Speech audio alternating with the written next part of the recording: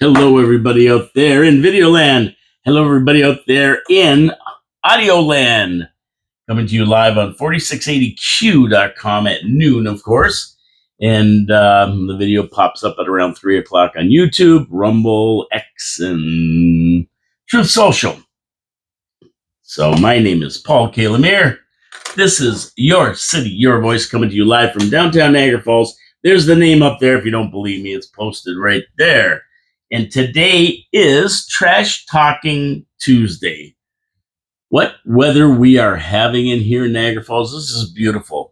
Cool mornings, about 60 degrees when I got up at 5 o'clock. And then it's scooting up to about 75 in the daytime. Fall's in the air. You can feel it. We're getting there. Another, 5 or 6 days to go. What is it, 26th today? That's right. It's City Council Day. 26th. August 26th, we're headed towards the long weekend. And of course, then in September, the kids are back to school and we start rolling into October, November. And we got some good news, though, from the Farmer's Almanac. It says a mild and wet winter in Niagara with coldest temperatures in late November, early December, and early January, with the snowiest periods in late November and late February. I'll take that prediction. Once we get into March, we're done with the winter, so that's fantastic. So I'm going to do something here, and it's because a listener from California said, you always talk about the meteor crater, but you never show it. So I'm going to take my headphones off here. I'm going to move over here, and I'm going to take the actual camera, and I'm going to flip it around. And there we go. We're looking out the window. See, this is everything I see on my show. I'll take it over here. There's a street, and there's the meteor crater right over yonder. You can see it. And if you look towards it, you'll see my grandmother's house over there, a big white house. That's where she lived, and I grew up as a kid downtown, hanging around here a lot. That's the meteor crater I talk about. So there you go. You've got it. You asked for it. You got it. Your wish is my demand. And that's the meteor crater right there. So that's what I'm talking about. When I say meteor crater, it's a big open lot, about 10 to 15 feet deep. And it goes right to St. Clair Avenue from Chrysler Avenue, where I am. That's it. That's where it is. That's all. So there you go. You wanted to see it? You got it. I hope you were able to see it. Pretty tough, maybe, with the camera. I don't know.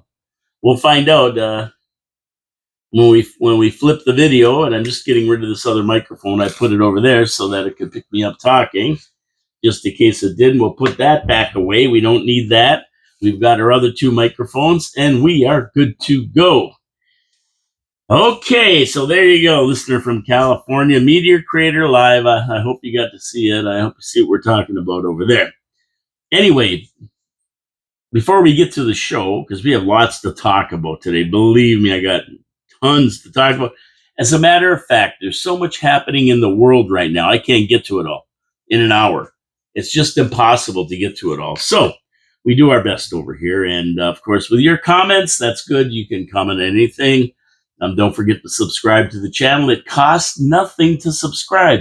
Subscribe, leave comments, thumbs up, thumbs down, helps the algorithm, helps the show get out there to more people. And that's what we want.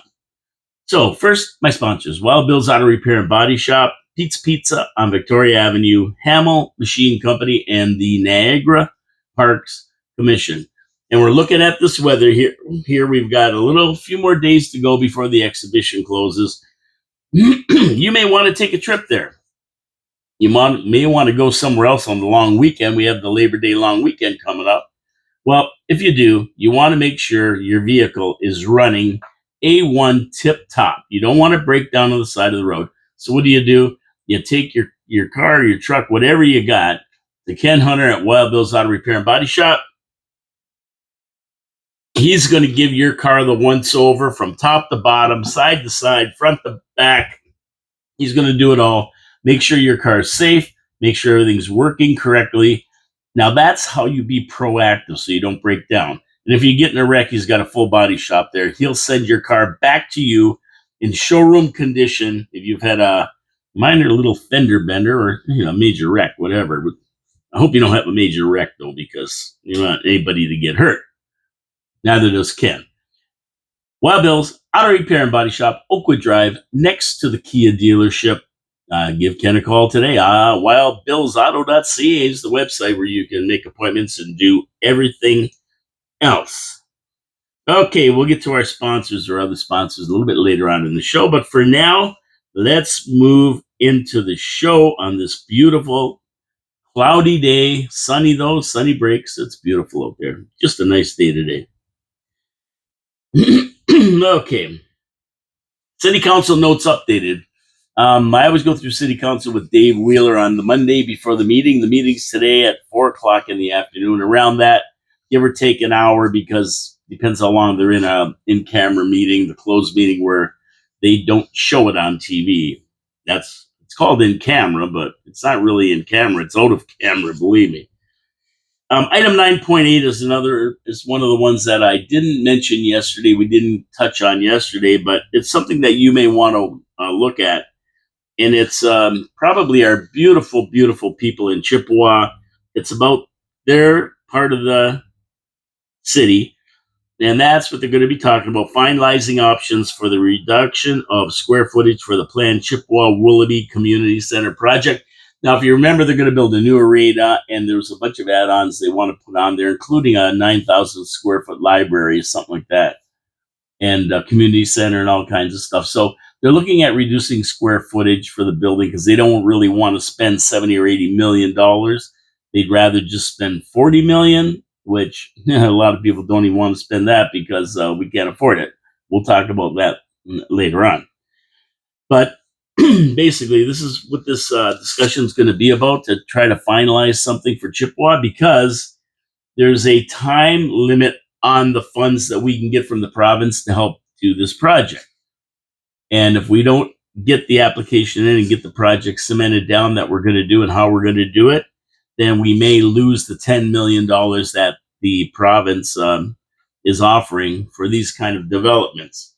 Now, we'll see what the discussion is going to be about tonight. It should be a good discussion, and I think all Chippewa residents for sure should tune in, because this is going to be kind of their little deal going on there. Although it's for the whole city, it's going to be located in Chippewa, and it's going to be a new library, new arena, community center. There's things in there that you would probably want to talk about and know about, right? And there's my guys there; they're always walking by. Lots of people always waving. As I look out the windows, I showed you, I'm looking right on the street here. The rest of the agenda I looked at stayed about the same. As Dave and I discussed yesterday, the show starts around 4, so tune in. See what they got to say. Some viewer comments. At the Iceman 69, commercial is 3 times residential rates. Oh, and your praise of Stan is nice, but you're going to quote, but you're quoting Eclipse math in your statement. 28 million equates to 20 to 30,000 cars per day. The roads are not getting bigger. And I had no idea what John was talking about until right now. I figured it out because I put the notes here. Not sure who Stan is, and not sure about what 28 million people have to do with what we are talking about. But now I know, John. I catch on. It just takes me a few hours. That's all. The Stan he's talking about is Stan Cho, who is the Ministry of Tourism. From the Ministry of Tourism, he's the Minister of Tourism, and he wanted to expand to double up on our tourism numbers, which are sitting at around 12 to 14 million now. He wants to get up to 30 million, and John figured it all out by the number of days in the tourist season. I don't know how he figured it out. Maybe divided by 365. I never did the math, so I don't know about that, but he figured 20 to 30,000 cars per day. The roads are not getting bigger. What he means is our roads can't handle it. And you're right, John. Okay, I figured it out right at the right time as I'm sitting here. But you're absolutely right. No, our roads can't handle 20 to 30,000 more people a day. That's ridiculous. And we're gonna have to do something with that. So and that's why he says your praise of Stan is nice. Well, I said he wants to bring more people here, which is good. And but it's bad in another way where we don't have the infrastructure to support it. And that all came about because of the development they're going to be talking about tonight on the corner of Robinson and Main Streets, where they want to take all of the units from this townhouse or condo or whatever the heck it is development that's in there and change them to short-term rentals. They want to get the zoning for short-term rentals in it. At the Iceman 69, the Cogeco Reserve Fund. Yeah. Where's our Cogeco Reserve Fund? What happened with that? We got, I figure, 45 million bucks. We blew 22 million already. Where's the rest of it? Show me our money. Right on, Iceman. Can't forget that. We're talking about reserve funds and money in Niagara Falls. And at 881 Slick, my two buddies, much love and respect to you both and Wheels. I'm home now, not in NS, Nova Scotia. Leaving again soon, my friend. Okay, there you go, Wheels. Now we know where Gary is. He hasn't left yet. Happy birthday to Gary. It was his birthday yesterday. And Wheels, your goal has to be to get Gary that shirt before he goes anywhere. He needs it. That's going to be his trademark from now on. Okay, let's move on. Let's move on. No more of your comments. That's it. If you have a comment, leave it on the video, of course, and we'll get it on there and talk about it. And yeah, John, it took me about 3 hours to finally figure that out, but it hit me when I was sitting here. Okay, you guys, don't say I didn't tell you. You know, I'm watching this Mike Strange case, Counselor Mike Strange case, closely. And I said it many times on this show. I don't understand why he is getting up in meetings, speaking to ongoing alleged assault charges against him. And that happened last May.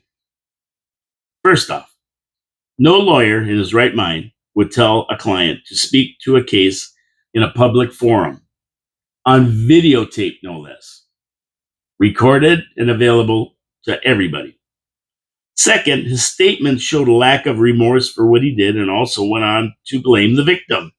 That was the tangent it went on. That was what it appeared to be. That was the perception. That was kind of the voice of it. So I couldn't understand this. I mean, his talk was out of line. He defied the mayor's warning not to speak of his case and only speak to Bill 9.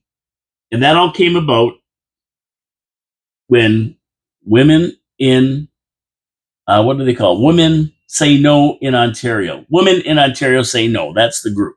And they were there because they want to get all councils they've been delegating to most councils in Ontario, trying to say that a criminal, anybody with a criminal charge cannot sit on a council.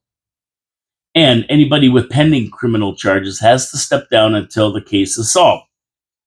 Now, they wouldn't let these women hold the signs, even though they were quiet. They weren't doing anything wrong. They just held the signs up. And the reason they told them to remove the signs is because they said there's a pending legal case regarding that, so they couldn't have them. Now, they weren't yelling. They weren't screaming. They were just sitting there holding their signs. They said, no, we're not putting them down. So what did the mayor do? He called the police and he wanted them arrested. Well, of course, the police can't arrest them. It's a public meeting. They have a right to be there. They have a right to be at the meeting. It's public.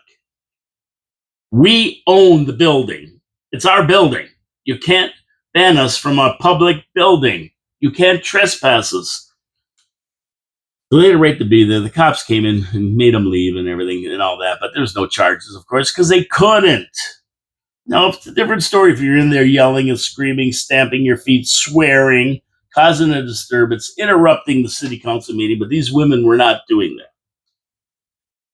Now, when Mike Strange got up to talk about this, Councillor Lori Lococo, with impeccable timing, said, hey, you wouldn't let the women speak because of the legalities that are sitting here, but you're going to let Mike speak. And then the mayor told him again, Mike, you can only talk to Bill 9. That's all. Anything else, but Mike didn't listen to him, of course. Mike didn't listen to him, right? He got up and he started saying this and that. And I've said this a lot of times on the show. that these little speeches and asides that he gives whenever he gets the chance are going to come back to bite him in the ass. They have to. They have to. Stazit. Stazit. You're not OJ. But I thought more of when he goes to court. I wasn't thinking of what happened now. I thought more of when he goes to court, the defense lawyer would, or the prosecuting attorney would bring it up like, here's a guy who's talking about this. He's blaming the victim, and also has no remorse for what he did, for the assault, alleged assault. Alleged assault. He hasn't been charged yet in a court of law.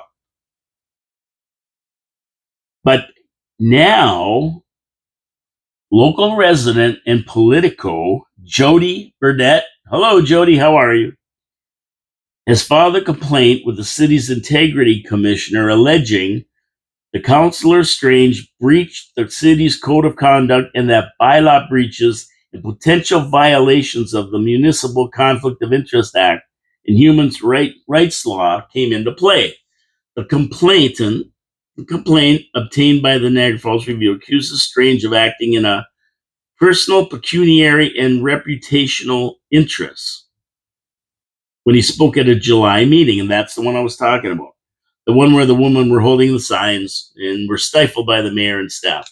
As a matter of fact, all council members, with the exception of Councillor Lori Lococo, walked out. They walked out of council chambers, it looked like in support of Mike Strange, solidarity with them, as these ladies held signs and were finally removed.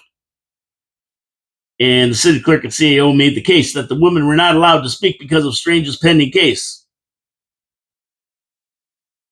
Now, the complaint continues. His actions undermined the mayor's authority, which they did. Disputed council's proceeding, which they did.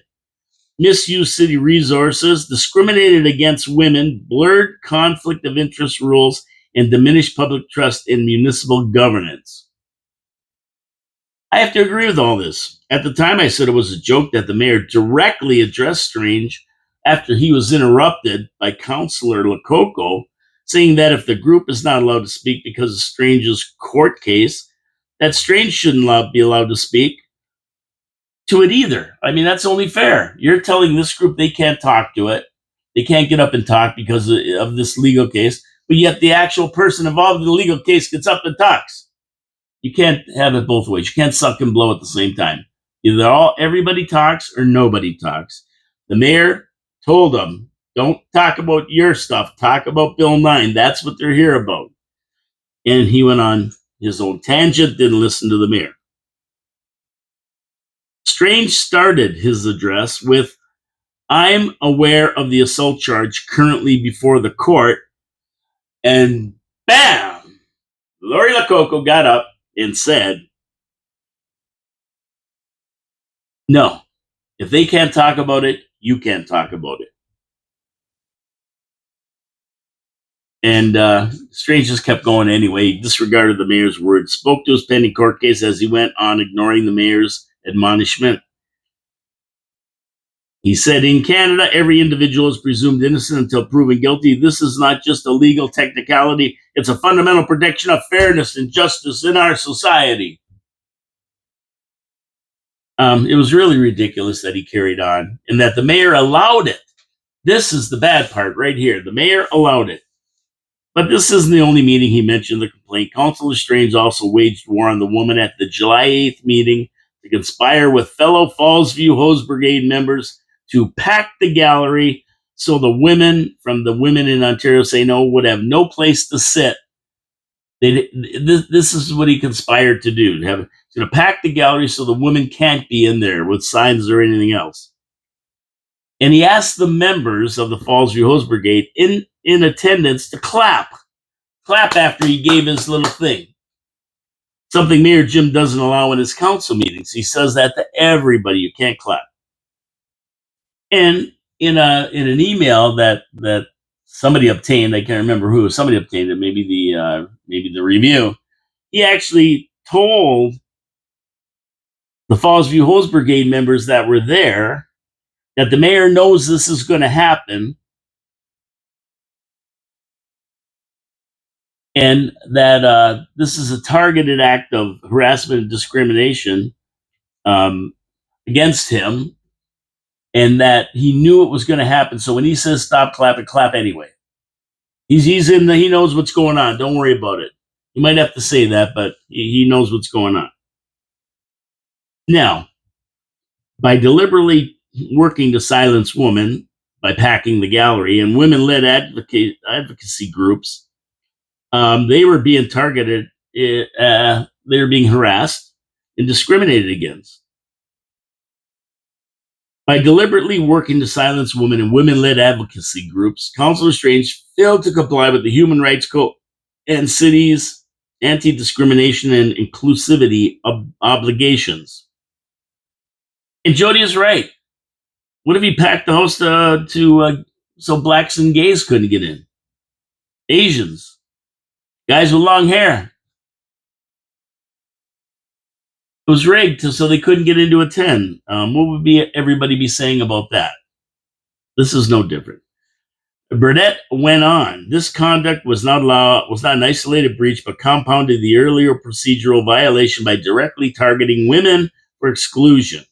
His actions eroded public trust, created a hostile environment for women's participation, and contravened both local and international standards of equality and inclusion. Burnett said councillors are prohibited from using the influence of their office for anything other than exercising their official duties, and that Strange used council proceedings to solicit public sympathy regarding his personal legal defense, which is outside the realm of exercising his duties as a city councillor. In an interview, Strange said, this is the first time he has been the subject of an IC inquiry since he was elected to council in 2014. I'm going over a copy of the complaint and reviewing it with legal counsel. I'm pretty confident it will be found to be frivolous and vexatious. He says he doesn't believe he did anything wrong. And this seems to be an ongoing theme for Councillor Strange. He didn't do anything wrong in believing that he did nothing wrong. He claims he asked for help from his Hose Brigade friends because he felt targeted by the advocacy group, which is questionable since the group was delegating across Ontario for Bill 9, not just Niagara Falls. So it doesn't look like he was targeted. It was just another council they were talking to. Now, if Strange took what they were saying personally, well, that's his problem. He doesn't give him the right to address his case in council floor, or to try and prevent the woman from being in a council meeting by packing the gallery. I'm surprised that Mr. Burnett didn't go farther, and this is my opinion. I don't think Jody Burnett went far enough with this. I'm really, really surprised he didn't include the mayor in the complaint. He aided and abetted Councillor Strange as well as prevented the women from speaking, calling for their arrest and forced them out of a public meeting for no reason other than he and staff said they couldn't speak while there was a legal case pending against Strange. They weren't talking about that Strange case. They had nothing. They wanted to talk about criminals sitting on city council and pending criminal cases not allowed to sit on city council. And while they prevented the women from speaking, they allowed Strange to continue on. The mayor right there should have hit his gavel and said, Mike, you can't talk. I told you can't talk about that. But no, he let him go on. And I don't think he went far enough. I think you can take this right to the mayor, to the CAO, to Bill Mattson, the whole bunch of them. I don't know who would be involved in it, or if the Integrity Commission would feel they were involved, but I don't think Jody went far enough. I think he should have taken it another step, but that's just me. That's just me looking at it, because the guys who enable this and encourage this by not telling him no are just as guilty. It's like the getaway driver as a bank robber. He's as guilty as the guys who robbed the bank. That's my opinion. I don't know, but no matter what, it's against Councillor Strange, and we'll see how it goes down. I said many times this was going to come back to bite him, and here we are. And I still think if this trial goes through, I just have a sneaking suspicion it'll be settled over court. But his words here, if it does go to court, will come back to bite him. This, my friends, is the council, 27% of the city elected. Enjoy the show. Thank you very much. That's it. That's what I think. I don't know. What do you think out there? Give me the what do you think? Am I off base here? Am I way out of line? Or is this the way it should be done? I don't know. I agree with Jody Burnett 100%, though. I didn't think that was right at all. Okay, over to my second sponsor, Pete's Pizza on Victoria Avenue. Now, you want a good pizza, but here's the problem. You get a good pizza one time, you get a crappy pizza the next. Then you go back and give them another shot, and it's good. And then you go back and it's crap. And that's the problem with pizza. It's the inconsistency. But this is where Pete's Pizza really, really hits the nail on the head. They use the Mancini family recipe for sauce and crust. It's fantastic. They know how to blend the cheese and the sauce in the right ratios on the pizza. They cook it just perfect, and it comes to you every time as good as the last. Throw on fresh toppings, you got yourself a winner. Now, they're not just a one-trick pony pizza. They make good pizza. They also have great wings and poutine and steak and cheese poutine and that kind of thing. So you can't go wrong with Pete's Pizza. You're going to find something you like. Guaranteed. They have a menu, 3 pages. How do you get one of these fantastic pizzas on Victoria Avenue from Pete's Pizza? Hey, you dial 905-374-2222. You go to petespizzavictoria.ca and you can order right at their website. Or you can use Dine and Skip and all the other stuff they have to deliver pizzas. Believe me, you're not going to go wrong. Take my word for it. Go down there, talk to Rex or Mike. They'll make you up a great pie. Tell them Paul from Your City, Your Voice sent you, and we thank you for supporting our sponsors. They're good corporate citizens. They're good people. They're great people. Okay, another one. Interesting story from the review. This one by Bill Sawchuk. The one before, I think, was by Ray Spiteri, did that one, I believe. And Bill Sawchuk is of the St. Catharines Standard. There are groups that work with police on catching child sex abusers. Now, you may have seen this story. And if you get a chance, you can go to YouTube and watch the video of that whole story. And I watched it a couple times, to be honest with you. And what these guys do is pose as underage children, boys or girls. Wait for the creeps that inhabit certain websites looking to lure underage kids to a place where they can attempt to have sex with them. And then they meet them wherever they're going to meet. And then they have a talk with them about, why did they do this?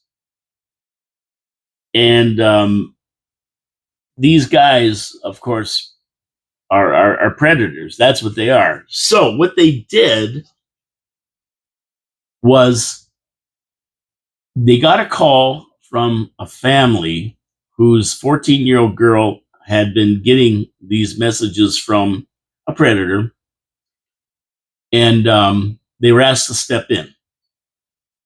So this guy, Mike King Jr., or Douglas King Jr., he called himself on the video.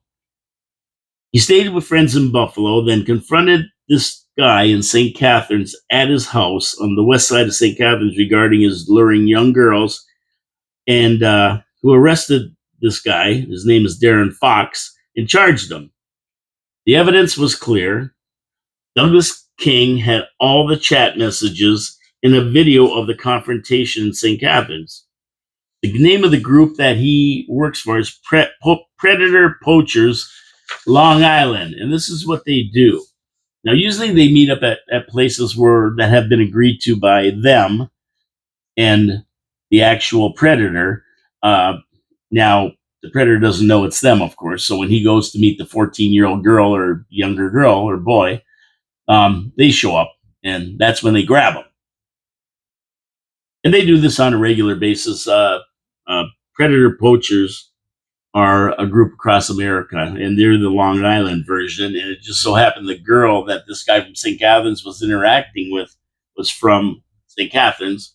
The guy was, but she was from the Long Island area, although he might not have known that.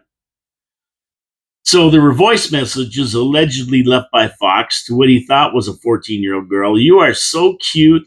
How shy you are. And I love that I can make you blush. Who knows? Maybe next step here is we can talk over the phone. From there, the message just turned very, very sexually explicit. I watched the video. When I mean explicit, I mean explicit. This guy is sick to be saying things like this to a 14-year-old girl, and he knew she was 14. She told him she was 14. It's disgusting and disturbing, and it's still on tape. It's all on tape. Now, Fox didn't deny sending the messages when confronted by this Mike King Jr., Douglas King Jr. He told King he knew he wasn't talking to a 14-year-old girl, and he knew he was talking to a vigilante group, that's what he called them, that entraps people. He claims he was playing a game with the group, who was trying to play a game on him. Now, this is the dumbest statement ever. Think about it. He's trying to stop people who are trying to stop predators from preying on minors. He was playing them because he says they're a vigilante group, so that they would stop people from preying on minors. Like, this guy's whacked. So the bottom line is, I mean, what's he doing in these chat rooms talking to 14-year-old girls anyway? And then asking them to get together. Now, that morning, he had messaged the 14-year-old girl, he thought, but it was actually this Mike King Jr., and said he wanted to meet her in Niagara Falls, New York, and he gave her a place, and that's where they thought they were going to meet him, but he never showed up. So they went right to his house in St. Catharines. They knew where he was. I mean, remember, please, though, that this Fox guy has not been convicted of any crimes, and none of the allegations against him have been proven in court. All I can say is that if it looks like a rose, it smells like a rose, it's probably a rose. Now, the guy that runs the sting operation, Douglas King Jr., he called himself, but they're calling him Mike King, says that most of the people he catches are very low IQ people. And he said Fox is more sophisticated, but for him to take the risk of sexually exploiting a minor just to troll a predator catching, no, a predator catching group, he said, to troll a predator catching group is beyond Mike, this Douglas guy. He must think it's okay to speak with minors this way. Otherwise, why would he try to stop the people who are trying to prevent that from happening? And that's the big point of all this. So his defense on this isn't. Now, of course, not Fox guy, the Mike King Jr. guy called the police, and they came down and arrested the guy a couple days later. Now, this Mike King Jr. guy says he feels sorry for Fox's partner, who joined in the discussion on the driveway after this Fox guy went in the house. He took off in the house, and the wife came out and said, "What's going on?" And they pixelated her face to preserve her identity. But she goes out there, and this guy shows her everything. And he says, and King told her, it sounds crazy, but in a perfect world, I would have met him over the border, far away from his house, so she'd be left alone with the trouble he's caused. King said, I understand her reaction to an extent, because she was crying and everything else. Now, what Mr. King doesn't know, though, and here's a rub on this. What Mr. King doesn't know, because he's been charged, this Fox guy and everything, it's his first time dealing in Canada, the first one he did in Canada, is that the Canadian justice system will probably let this guy off the hook to do it again. That's the way the criminal justice system and courts work in Ontario and Canada. Probably get a slap on the wrist and probably get a summary conviction of probation, community service, or something. Will he be on a sex offender list? Probably not. Will he go to prison? Not a chance. Mr. King will really get a taste of Canadian justice. I don't think he'll like it. I don't know what's going to happen to this guy. He lost his job. He worked at Brock University as some kind of a assistant or something. He lost that job, but he did coach teams and stuff. And also, I mean, now his wife, she's, I don't know what she's going to do, man. This is tough. This is a tough one. But yeah, they're out there. So the moral of the story here is people, watch what your kids are doing, watch who they're talking to, monitor their chats, regulate their chats online. There's a ton of these guys out there. When you have groups all over the United States, and there's probably some in Canada, I'm not sure who they are, but when you have groups that are doing this to catch these predators, and they catch them all the time. When this Mike King Jr. left to go back over to the States, he was gonna tackle a couple of people in Niagara Falls, New York, and Buffalo or something who are also doing the same thing. He was here for a reason, and this Fox guy got caught up in it. So there's a lot of it. Watch your kids. Watch what you're doing. Watch who they're talking to online. This could happen to anybody. Now, if that girl's parents wouldn't have called up the predator poachers, if they wouldn't have called them up to take over this case, who knows? This guy might have traveled to Long Island or wherever they were from, and met this girl or got her some way. And you hear about it all the time. These kids disappearing, and they jump on a train and meet people in different cities. They disappear. You wonder why? Well, some of this is what's going on in this world. So please, please, please, please take this case. It's true. It's real. It happens. And it happened right in St. Catharines. Really, really watch your kids. And my other advice is to keep your young kids off the internet. Don't post pictures of your kids, your teenage daughters and stuff in bikini. Don't do that. It's an open invitation for them to be contacted. You can search people so easy on the internet. It's mind-boggling. It's mind-boggling. And if you're maybe a little bit older as a parent and you're not so savvy with the internet, there's a lot of places these kids go that you wouldn't even know about, and you wouldn't even know how to find. But they're there. They know. Be very, very careful. Be very, very careful. Okay, my third sponsor, Hamel Machine Company. And we talked about this yesterday with Dave because his dad had a machine shop. And whenever you look for industry coming to a city, the first thing they look for is a good, solid machine shop to work with them. Because when their machines break down, time is money. Hamel Machine Company is the one that they look to because they've been here since 1948. They know what they're doing. They have the technicians. They have the ability. They can either fix a machine, they can reverse engineer the part. And today parts come up from all over the world, right? They don't just come from North America anymore. They come from Japan, Taiwan, South America, Mexico. They're made everywhere. So nowadays, it takes time to get them. Why bother? Call Hamel Machine Company. They'll come down. They'll fix it for you right away. Reverse engineer it. They have 3D printers. They have water jet cutters. They have everything that you're going to need to reverse engineer a part, and they have the technicians that can do it. They work with the wine industry. They work with the food industry. They work with the agricultural industry. And they not only fix parts, they innovate. They make the parts better. They work more efficiently. Time is money. They help the companies make more money. Hamel Machine Company, 1948, Niagara Falls, Ontario, Canada. Yeah, they're here. And they haven't forgot about you. You need anything fabricated for your house. If you break something, that's the place you want to take it. They can fix it, and they're going to do it at rates that will make you very happy. Hey, give them a call today. Give them a call today. Tell them Paul from Your City, Your Voice sent you. HamelMachine.ca is where you go to see the beautiful work they do. Check it out today. Support our sponsors. They support the city. They support the show, and they're good corporate citizens. Okay. Speaking of horn blowers, Now, speaking of horn blowers, wasn't I? Oh, maybe I wasn't. But that little horn blower we call a prime minister had folded like a cheap suit and dumped all retaliatory tariffs against the USA.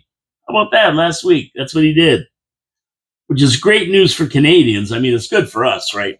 He dumped all the tariffs. The products that are coming in from the States are going to be 25% cheaper. So much so, and Loblaws, who also owns Zehrs, Maxi, Real Canadian Superstore, Fortinos, and others, will drop the price on over 4,000 goods on September the 1st as the tariffs become history.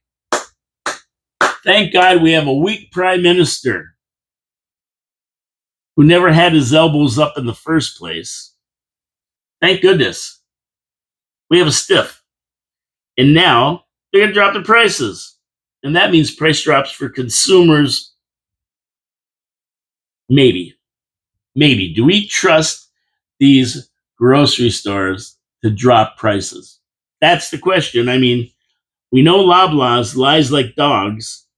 They say everything's going to be transparent. What they save in tariffs, consumers will save as well, penny for penny. uh, but we've seen Loblaws. They just got hammered in May, I think, of 2025 with a $500 million lawsuit for fixing prices on bread during COVID. So can we take their word? Who knows? A lot of people, and I'm not one of them, by the way, are worried that Canadian producers are going to lose out as people turn back to U.S.-made goods once the tariffs drop. So they'd actually like to see tariffs on. I don't know. They have this hate America, elbows up attitude in their head. They all have TDS really bad. Maybe from the shots. I don't know. Their minds are mush. So they won't drop that attitude. But you'll be okay. You'll be okay, Canadian suppliers. I know how this goofy country works right here. I know how this goofy country works. And basically, once they have this in their mind, they hate Americans. They're not buying American goods. Even if they're cheaper, they'll buy Canadian goods. That's what they'll do. That's the big thing. But all those little T's, tariff, they had stuck on everything to let people know there's a tariff on them, are going to be gone. They're going to be gone. So we'll see if Canadians stick to their guns here. When you start seeing bush basket of strawberries for $7.99 in the store, but ones from the United States are like $3.99. We'll see how their wallets work. But it's good for me. I love them being dropped. Thank you very much. We can save some money here, and that's a good thing. And then, of course, if you go over the river and buy stuff, tariffs are gone. Now you're not going to be having to worry about that when you come back from anybody. Now, has anybody been following this story on 3i Atlas? Anybody out there? Anybody following this story? It's blowing my mind, to be honest with you. Blowing my mind. It's scary stuff, and I think it's what a lot of scientists think it is. Now, this object, the size of Manhattan, it is said, is hurtling through the solar system on its way for a rendezvous with 3 planets. Something experts say could not possibly happen randomly in the universe. In other words, when you follow a comet, it goes on a path. And it would be a huge 1 in a million chance that it would go on a path. Because remember, it's just flying around the universe. There's no way to steer it. It's got no programming or anything. That it would pass 3 planets that right in a row. It's just impossible. But this one is doing it. It's lined up so it's going to catch Jupiter, Venus, and I don't know, another planet right straight through as it goes through our solar system. And this is something that scientists say could not possibly happen randomly. And then once it looks at these 3 planets, it's going to go around and hide behind the sun so we can't see it. So we don't know what's going on with it after it does this little trip. And it's kind of pretty I wouldn't. It's not. It's not a coincidence. It's pre-planned, actually, that it goes right after this, when it should be getting closest to Earth. It goes behind the sun and hides. This piece of space rocket is not an ordinary comet or asteroid. It's got a glow in front of it. Now, most comets would have a tail behind it. As it gets closer to the sun, the debris starts melting, ice and everything else, and leaves a big tail. That's why you see a tail on a comet. It's an ice ball. But this thing doesn't leave that. It's got a glow in front of it for some reason. It's so concerning, this 3I Atlas. Even the national intelligence agencies in the US are tracking it and preparing for something that could be a threat to humanity. I mean, this is serious business. If you haven't been tracking this, look it up. 3I Atlas. Unlike a comet with a tail, this object has a bright glow in front of it, and they're saying that the light is artificial light. It's not a glow from it going, and it's doing 130,000 miles per hour, a speed where even the best rockets we have right now wouldn't be able to catch it. We have nothing on Earth that could go that fast without the gravity from another object, using that gravity as a slingshot. For example, the Parker Solar Probe, said to have reached 430,000 miles an hour on December 24th, 2024. But that was after slingshotting off a few planets and then going towards the sun, and the gravity of the sun pulling it faster and faster. But here's the problem with that: the sun gravity will pull it in, but the escape velocity to come back from the sun is impossible to achieve today. So, whatever this thing is, we can't chase it. And then when it gets closest to us, we're not going to be able to see it because it's behind the sun. And it's going to go by and investigate and look at 3 planets in line, like it was programmed, planned to do that. So whatever this thing is, they're watching it like a hawk. It's huge. They think it's programmed, and they're saying it could be a scout for some alien race. It's billions of years old. It came from outside of our solar system, way outside. It could be older than the Earth, this thing floating around. And, a lot of the stuff that we're seeing today that has to do with this is because it was always there, but we just didn't have the technology or the ability to see it. And that's the same as the messages coming back from Voyager 2. We're getting messages, and this Umgawa, this other one that's out there flying around that they think it has something to do with being a scout. So there's a lot of wacky things happening right now, but keep an eye. Go to YouTube, look it up. Atlas 3I Atlas is the name of it. Check it out. See what you think and what the people are saying about it. Now, I read a little thing here on Facebook that is pretty interesting. In Australia, the government is considering a tax on spare bedrooms in your house as a solution to the nation's deepening housing crisis. A move that would make people consider downsizing to open up more housing.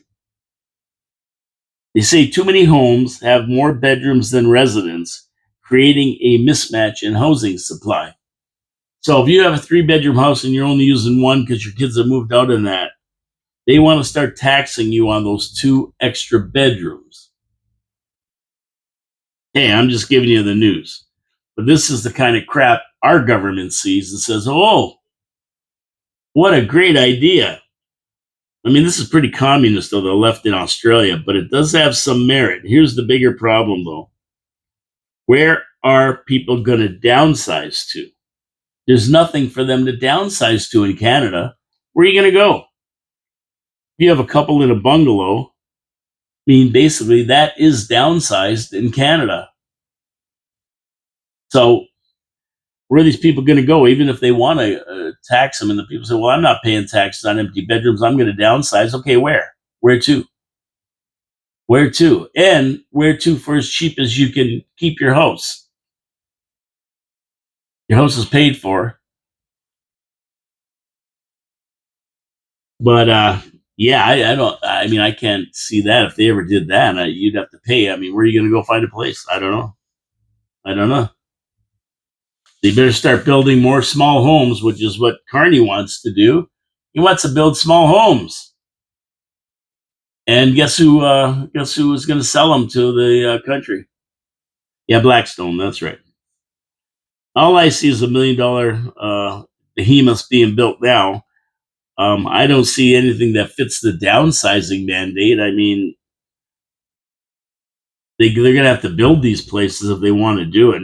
I don't know about Australia, how the problem is, but here for sure. Here for sure. So, do you think this would fly in Canada? Do you think this is something that would fly that the government should do or will do? Or I don't think they should do it, but who knows? Let me know in the comments. Come on, get involved. Give me the lowdown. Yeah, we're going to finish off here, but I'm going to get to my last sponsor, Niagara Parks Commission. And 1 mile away from here, maybe less than a mile, you go down the River Road and you head that way. You make a right. And it takes you to the Niagara Falls, of course. But 32 miles of parkway from Fort Erie, Lake Erie, Niagara Lake, Lake Ontario, is parkway that's kept by the Niagara Parks Commissions. They are the custodians of this land, and they keep it pristine. It is totally beautiful. And of course, the Niagara Falls, one of the 7 wonders of the world, is the centerpiece of it all. But people come to town and they look at the falls, and it's spectacular. Believe me, you can stand there for an hour, mesmerized by it. It looks so peaceful. But after you see it, you go, okay, now what? Well, there's a lot to do in the Niagara region, believe me. But the Parks Commission has given every one of these peoples an attraction that is not only an attraction, it's historical, and it's really, really an experience. Take the Rankin Power Station. They refurbished that whole thing. Power station that supplied power for the Northeast in the early 1900s.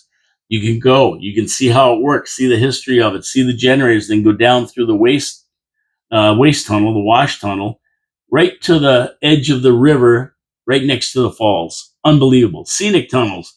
Go down, you stand and you look up, and here are the Niagara Falls coming right beside you. They have the zip line. You can zip right in front of the American Falls and looking at the Canadian Falls. They have the Great Gorge Trip. Whitewater Rapids, so dangerous. Category 6 that boats can't go down it. We have a whirlpool where the Niagara River takes the turn and creates a huge eddy. Like big, I'm talking big, not like looking at you sink. And a Spanish aero car, they call it, that goes over it so you can look right down at it. And it takes you over to a point on the road going to Niagara Lake. It's amazing. The Glen, there's so many great attractions the Niagara Parks Commission has. And they've just come out with another one, Niagara Takes Flight, and it takes you on an immersive experience from Lake Ontario to Lake Erie, up the Niagara River, visiting historical sites and scenes along the way. It's phenomenal. It's opening August 29th. It's going to be great. And that's not to mention all the great restaurants they have, like Whirlpool Golf Course's new restaurant, the Refectory, Table Rock House. They have restaurants all along for your convenience. It's just fantastic. You can get an attraction pass to see it. You can get a parking pass. It's amazing. Niagara Parks Commission, NiagaraParks.com. You got to visit it if you're in Niagara Falls. And I implore everybody who lives here, get down there, experience it. I'm guilty. I don't go down there enough. I should. It's just fantastic. It blows away 14 million tourists a year.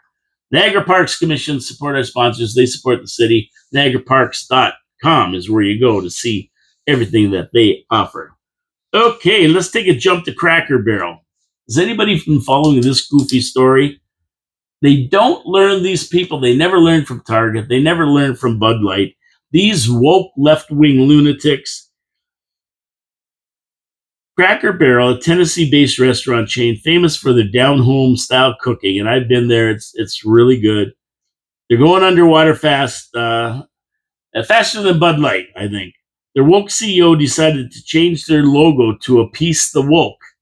Yeah, the logo had a guy sitting there leaning on a barrel. And this guy was the guy who started Cracker Barrel. And so this brings me back to images of Aunt Jemima and Uncle Ben. And so they decided that this is too white. This is too white. I can't believe they didn't change the name from Cracker Barrel to the Barrel or something, because Cracker, you know what I mean? But they changed it now. They took the white guy off. Woke. They're woke, these people. So now everybody's mad. Everybody's mad like they were about Aunt Jemima and that. And this guy was the guy who started it. He believed in homestyle cooking, a good meal for a good price. And the left-wing mantra of DEI, diversity, equity, and inclusion, led to the removal of icons Aunt Jemima and Uncle Ben. And now it's attached itself to the Cracker Barrel logo. And if you haven't been to one, they're fantastic. And, you go into the front door and they've got a store there, and it has all kinds of old stuff, of true Americana flags and United States stuff, true Americana. It's fantastic. It's really something to see the store. You always feel you got to buy something, get out of there. They have some treats in there too. The breakfast there is second to none. Real homestyle cooking with grits and everything else. But that'll be gone. They're going to streamline the stores to look like a modern farmhouse. The charm of the old style store will be gone. The customers hate it, and they hate the logo change, to the tune of dropping $100 million as their stocks plummeted after the change. Critics are calling the change generic and brand suicide, which proves to be correct. I mean, 100 million dropped off of that, probably more by now. We'll have to see if their sales decline because of the change. It looks like they're gonna. And will people stay away from this DEI move? Stay tuned, but another DEI killing a business. Okay, down to the States for a second. Now, I laughed my head off. This is the person that wants to run for president of the United States in the next election. These two, AOC and Jasmine Crockett. If you follow anything, you'll know. The one and only, most likely going to do time. That's what she's most likely going to do. And with the change of districts in Texas, she don't even have a seat anymore. Her and that other lunatic, Al Green. Now she's calling out all the people to support her after she lost her seat. And she lost it, of course, because they reassigned districts and it doesn't exist anymore. So she's good till 2026 when the midterms come along, and then she's out. She's going to have to find another place to run. Now, here's what she said about it. And I quote this. I'm not making this up. The whole hood got my back. Damn. Every minority, black folks, brown folks, Asian crew, and everybody rolling deep with me, ready to pop off. Ain't nobody snatching my seat without catching this heat. Period. These racist clowns, especially Trump and his racist squad, they think they can push me out? Nah, they got me wrong. They got the wrong one. I'm planted, and I ain't budging for that MAGA mess or nobody else. Imagine this mess. Negotiating anything with anyone in the world, talking street ebonics. I mean, they'd have to have a translator there. World leaders would have no idea what this hood rat is talking about. Man, the Democrats are in big trouble. AOC and her are going to lead the ticket. This is a Republican dream. These two yo-yos running, oh my God. This will be a dream ticket for the Republicans. J.D. Vance and whoever he takes with him, maybe Marco Rubio or whatever, would slay these two. I mean, really, does it get any easier for the Republicans than these two? Yo, dog, she been working hard in that dress. Nobody can win except her. Can't nobody think that she be playing in that hood and with those homies. I get that. Unfortunately, we have to wait for the midterms for her and that left-wing kook Al Green to vacate their seats. That's when new congressional districts kick in, and that's that. That's the toot. Okay, everybody, that's it for me. That's it for me. We went through everything I got to say. Tomorrow's Habs-absolutely.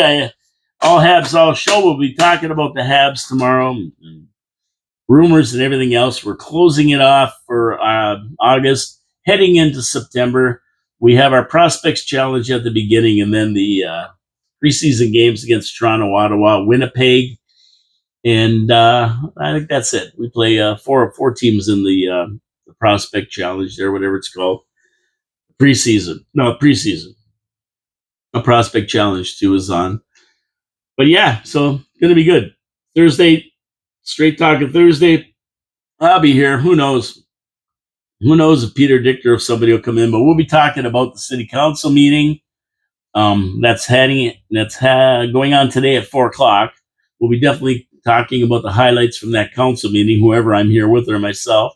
And then finally Friday, and then we have a long weekend. Next Monday, I will be not doing a show because it's a holiday.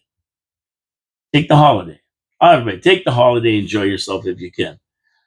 And then we'll be back with the first week of September. So much going on in the world. I have 10 more pages I could talk about right now. Hard to talk about it all in an hour. I got to get home. Just as I was leaving, Trump was going to have a cabinet meeting. And I'm sure he's going to mention a lot of different things like the firing of Lisa Cook from the Federal Reserve and other things. So it's fast and furious. Trump is doing things fast. The Democrats don't have time to respond. He's taking care of business. He's cleaned up Washington, D.C. already. We talked about that. He's going to Chicago and other cities next. They're trying to block him. But nobody's going to be able to block getting rid of crime. Who the heck wouldn't want to do that? My name is Paul K. Lemire. This is Your City, Your Voice, 4680Q Radio, downtown Niagara Falls, Ontario, Canada, across from the Meteor Crater. Have a great day, everybody. Enjoy this beautiful weather. We'll see you tomorrow at noon sharp with Habs-absolutely. And, of course, Thursday and Friday at noon sharp. Promises made, promises kept. Every day at noon on 4680Q Radio in Niagara Falls, Ontario, Canada. Ciao, ciao, everybody. God bless you. And don't forget to support our sponsors, Wild Bill's Auto Repair and Body Shop, Pete's Pizza on Victoria Avenue, Hamill Machine Company, and Niagara Parks Commission. See you later. Signing off for now.